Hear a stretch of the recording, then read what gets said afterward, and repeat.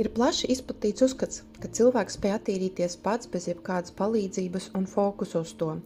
Teorijā tā ir taisnība. Mums ir aknas, mums ir limfātiskā sistēma un nieres, bet realitātē tas strādā tikai tad, ja dzīvo gandrīz ideālā pasaulē.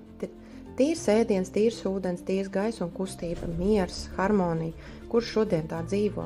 Mūsdienās mēs elpojam piesārņotu gaisu, ēdam ķīmiju, dzeram ūdeni ar smagajiem metāliem un dzīvojam stresā no rīta līdz vakaram.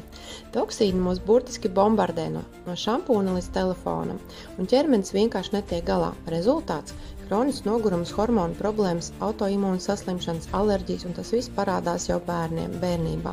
Uzvedības traucējumi, aptaukošanās, uzmanības deficīts, tas vairs nav izņēmums, tas jau ir norma.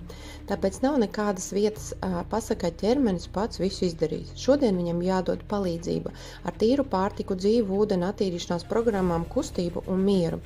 Attīrīšanās vairs nav kaprīze, tā ir izdzīvošanas pamats. Saraksti komentāru, ja piekrīti. Ja nepiekrīti, arī raksti. Parunāsim. Sagatavot ķermeni nākotnē, seko profilam un būs vēl.